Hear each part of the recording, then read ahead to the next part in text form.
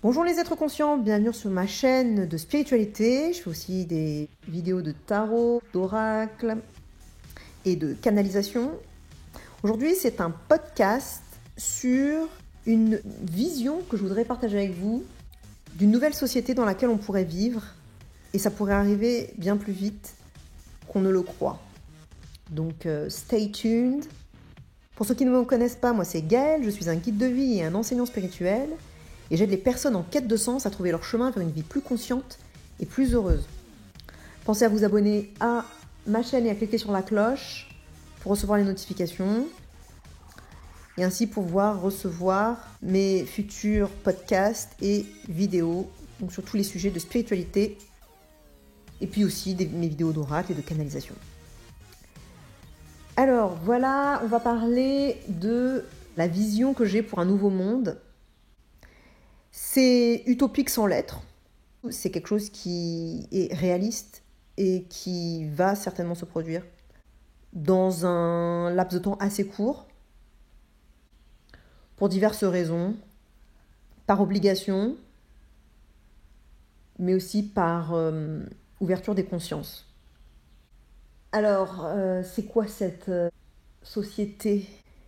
C'est une société dans laquelle on n'a pas besoin de gagner son pain, on n'a pas besoin de gagner sa vie. On n'a pas besoin de gagner sa croûte. On n'a pas besoin de travailler pour vivre. Nos besoins fondamentaux et primaires, comme le logement, la nourriture, l'habillement, enfin tout ce dont on a besoin, eh bien, on peut se le procurer sans avoir à se soucier de gagner de l'argent pour ça. Il y a un concept qui est nouveau sans être nouveau, parce que c'est quand même assez ancien. C'est de nouveau au goût du jour, c'est le UBI, le Universal Basic Income, donc le revenu universel de base, donc le vrai, qui est un revenu qui est donné donc à tout le monde, inconditionnellement, très important. Donc universellement, donc à tout le monde, inconditionnellement, donc sans avoir à donner une contribution, sans avoir à fournir quoi que ce soit en échange de cet argent, de ce revenu. Et suffisamment haut pour couvrir réellement les besoins. Il ne faut pas avoir besoin de travailler. Parce que là, ça serait... Enfin, c'est pas ça serait, c'est ce qui se passe actuellement et ce qui se passe depuis toujours. C'est que on est drivé par la peur de ne pas pouvoir survivre, en fait. La peur de ne pas pouvoir manger, se loger, s'habiller. Voilà. Et donc, on travaille avec cette peur au ventre. Et c'est ça qui nous drive, c'est ça qui nous donne la force de nous lever le matin. Mais c'est pas la seule... la peur, c'est pas la seule chose qui peut nous driver dans la vie. Il y a de l'autre côté de la facette, il y a la passion, l'intérêt, le bonheur. Bon, la passion, c'est le terme qui fait le plus sens, je dirais. C'est cette énergie sexuelle créatrice, la force de vie, qui se mue en nous quand on est intéressé par quelque chose, donc on devient excité, enthousiaste, à fond, on est à fond, passionné, voilà, c'est ça. Et donc, on est très actif, forcément. Mais au lieu de ressentir de la peur et de l'anxiété en même temps que cette force d'action, eh bien, on ressent de la joie. De la joie, de l'enthousiasme, du bien-être. Et c'est cette force d'actions joyeuses et pleines de plaisir que je voudrais mobiliser,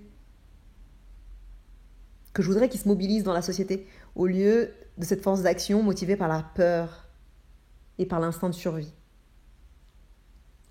Alors le UBI, donc le Universal Basic Income, ça peut être la solution. Il y en a peut-être d'autres. Mais en tout cas, c'est une société mue par ce plaisir de vivre et d'agir que je voudrais, que j'envisionne, que je visionne, que je vois pour le futur. Donc un futur proche. Et c'est un modèle qui n'est pas nouveau. Déjà, le UBI,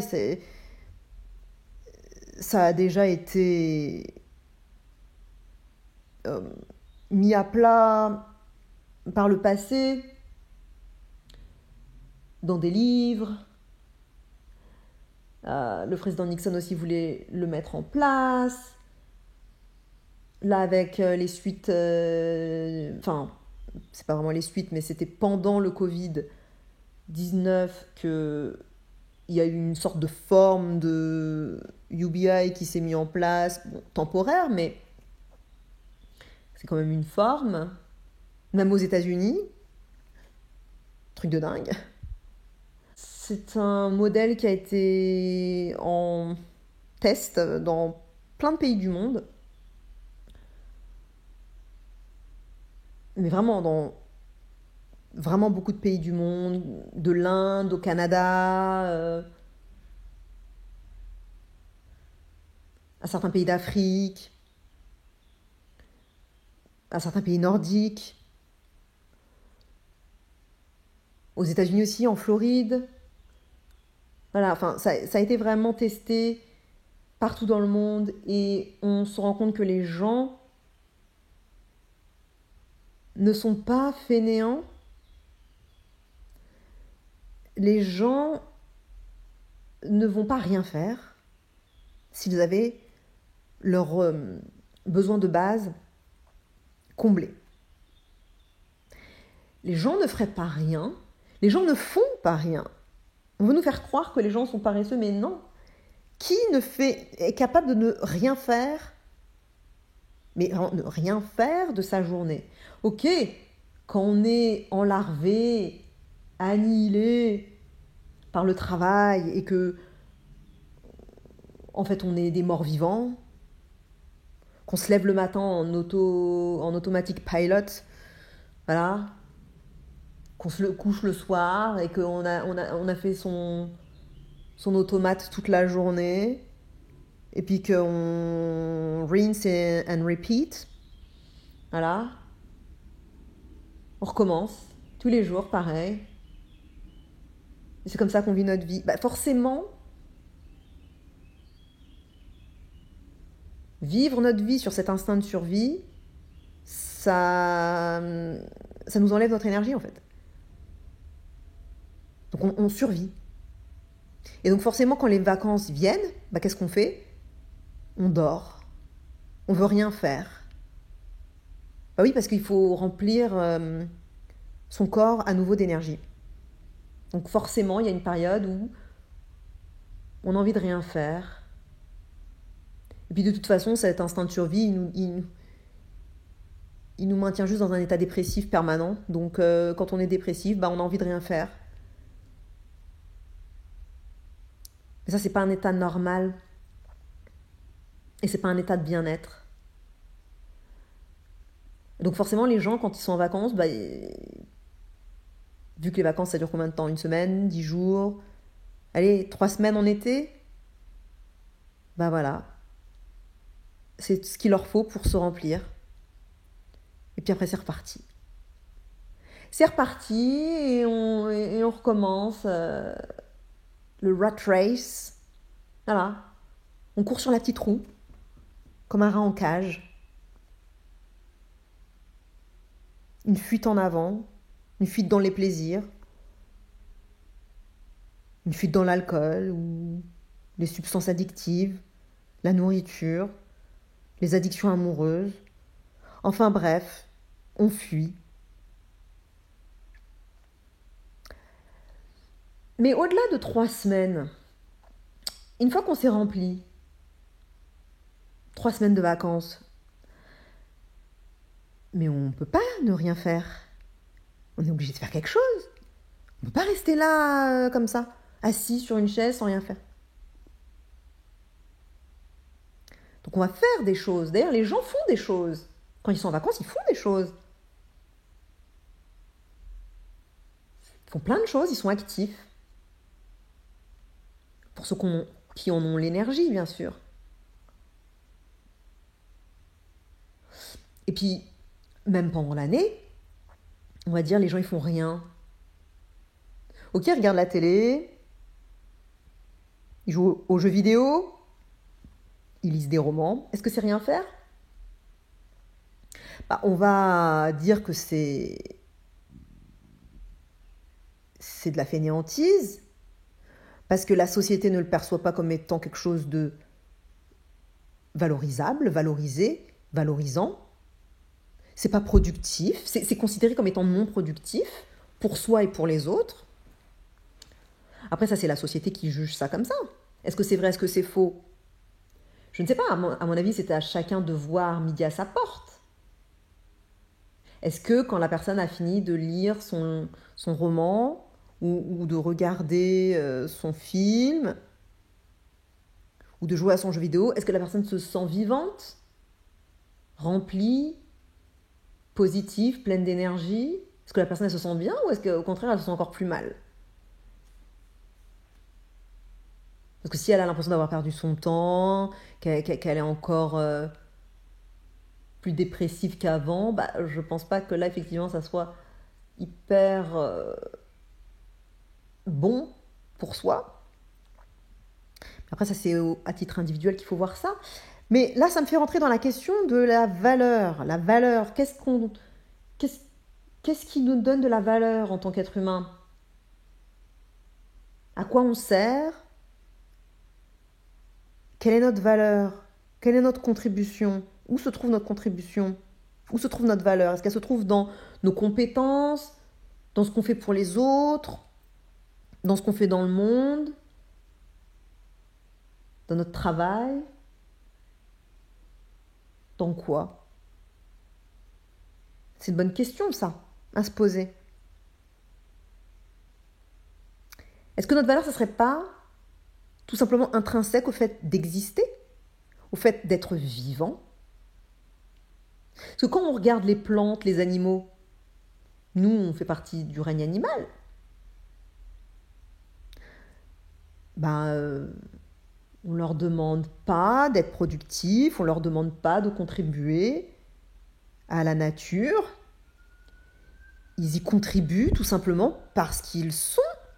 Ils y contribuent parce que ils vivent, ils existent tout simplement. Une plante, elle va contribuer à son écosystème parce qu'elle est, parce qu'elle existe, parce qu'elle est là. Voilà. Un animal pareil, il contribue naturellement. Il n'a pas besoin de faire quoi que ce soit de spécial, juste d'être. Son simple fait d'exister, de respirer, eh bien ça lui fait contribuer à la planète, à l'écosystème. Et puis les bébés, on ne leur demande pas non plus de faire quoi que ce soit. Le simple fait qu'ils existent, qu'ils soient là, dans nos bras, en face de nous, eh bien ça donne du bonheur, de la joie à toute la famille, aux parents. On célèbre les naissances.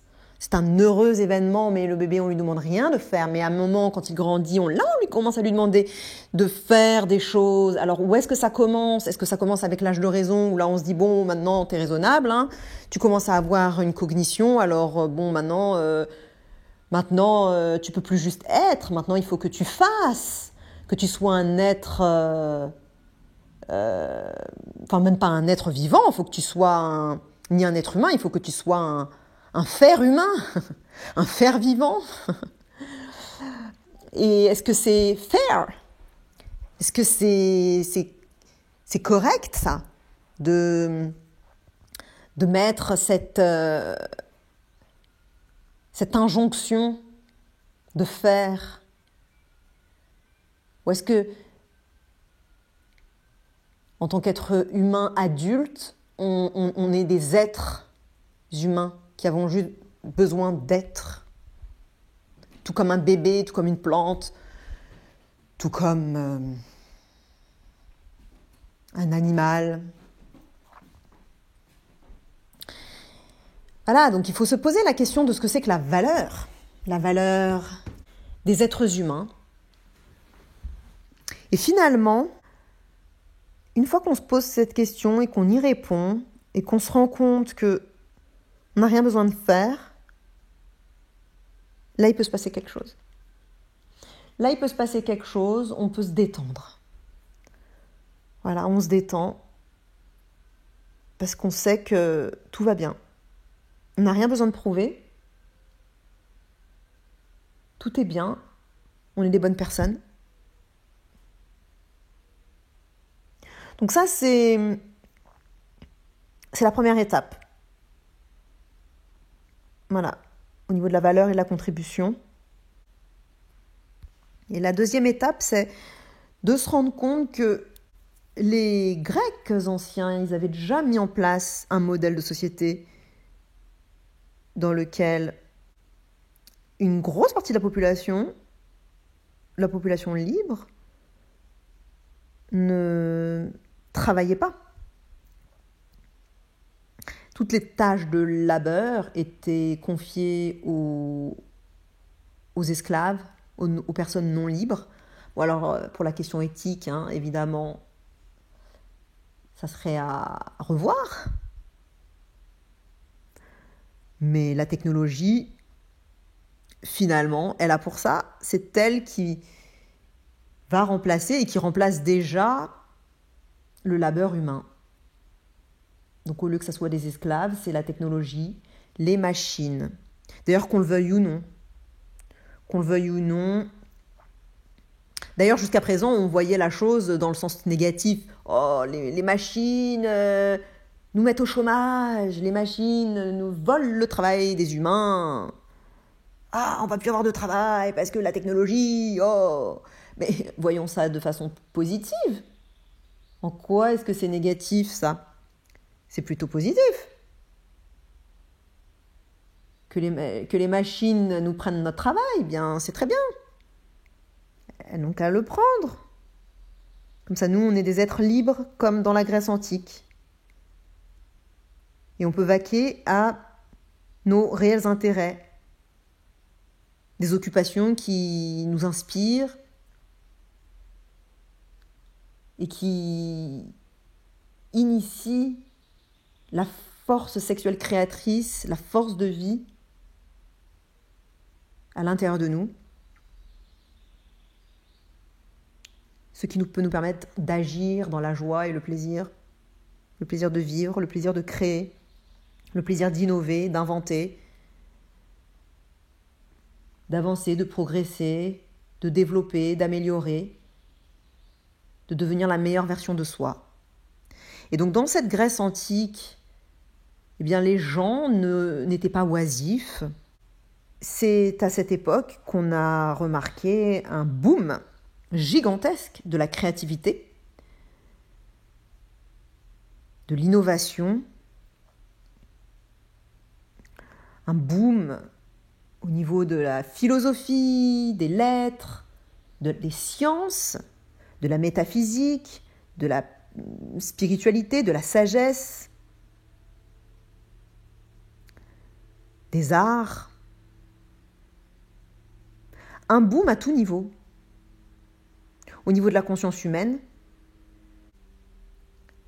Et ça s'est passé également au moment de la Renaissance. Avec les mécènes, et Leonardo da Vinci, Michelangelo. Bah oui, là aussi il y a eu ce phénomène,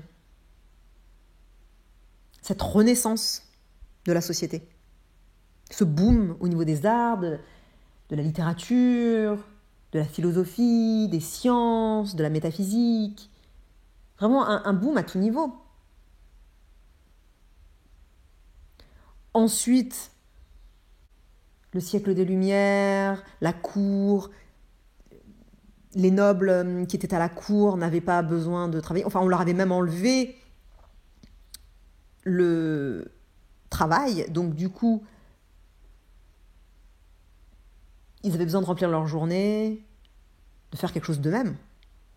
Ils n'étaient pas valorisés par quoi que ce soit qui était lié au travail. Donc, ils ont trouvé des activités liées aux arts, le chant, la danse, donc tout ce qui est musique, tout ce qui est la communication, la parole, la sophistication, l'art de vivre, l'art de la conversation, l'art oratoire, l'art de la séduction, mais d'autres choses, les sciences, tout ce qui était lié au beau, au bon,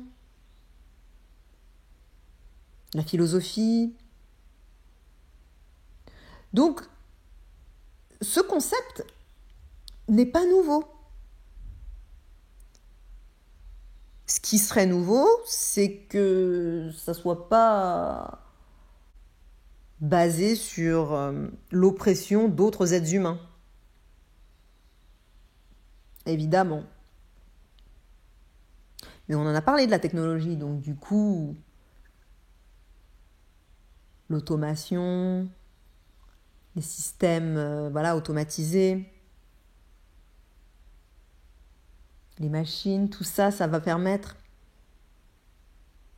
de pouvoir maintenir un système, ce modèle-là de liberté et de bonheur,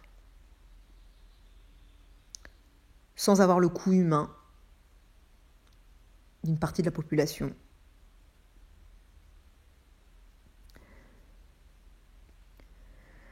Voilà, donc vivre la vie d'un Leonardo da Vinci, d'un Michel-Ange, d'un Socrate, ou n'importe quel autre humain inconnu du grand public, c'est disponible pour l'homme, je mets entre guillemets pour dire l'humain, du 21e siècle.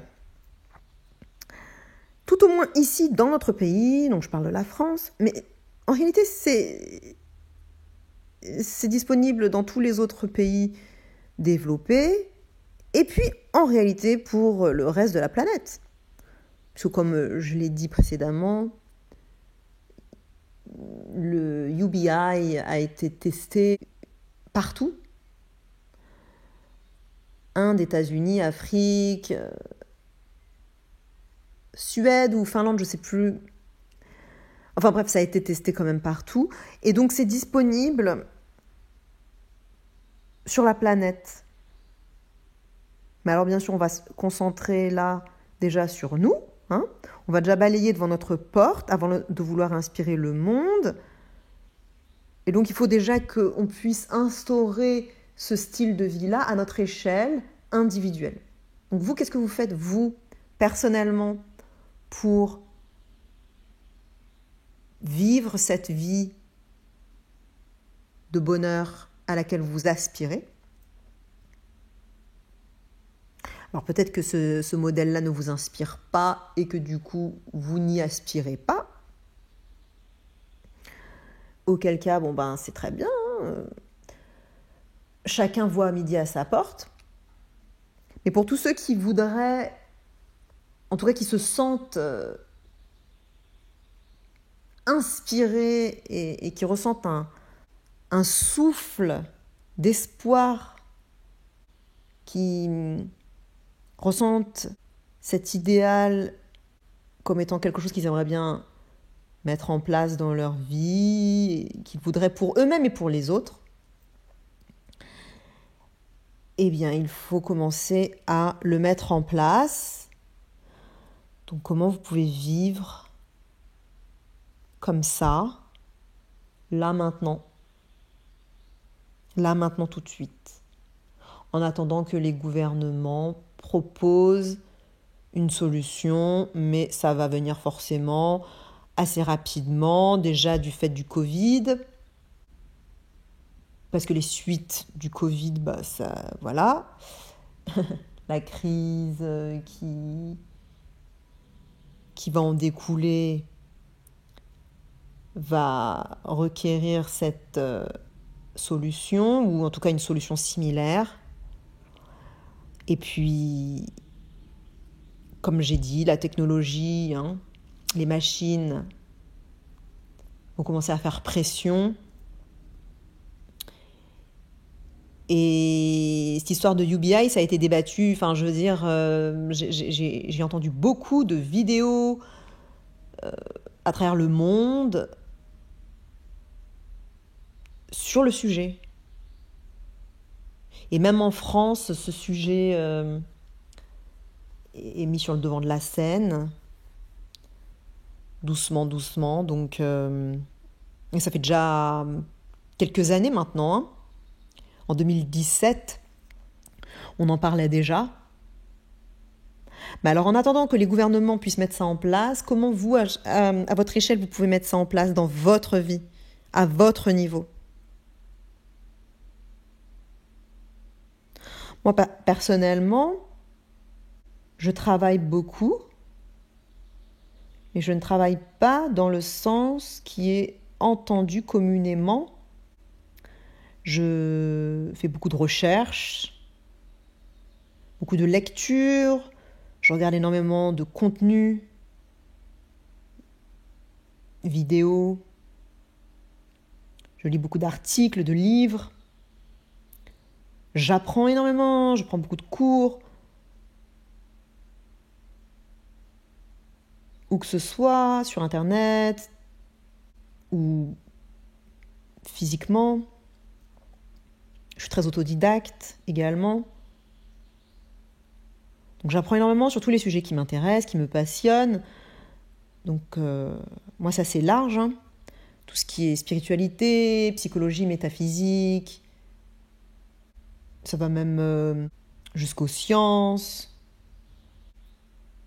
la philosophie, tout ce qui est sagesse, le soutien et support émotionnel, les investissements. Enfin, c'est très vaste. Et j'échange, je communique,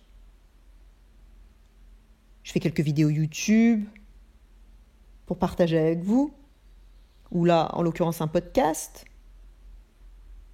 Mais sinon, j'échange énormément, j'interagis énormément, je communique, j'aide les personnes autour de moi, mes amis, les proches et les moins proches, ou des personnes totalement éloignées. Et je leur fais bénéficier de toutes les connaissances que j'engrange au fur et à mesure de mes lectures, vidéos, apprentissages, etc. Je médite beaucoup. Tout ça, c'est beaucoup de travail. Mais c'est pas du travail tel que on l'entend habituellement, où c'est 9 to 5, donc de 9h à 17h. Voilà, donc on prend les transports tous les matins, voilà.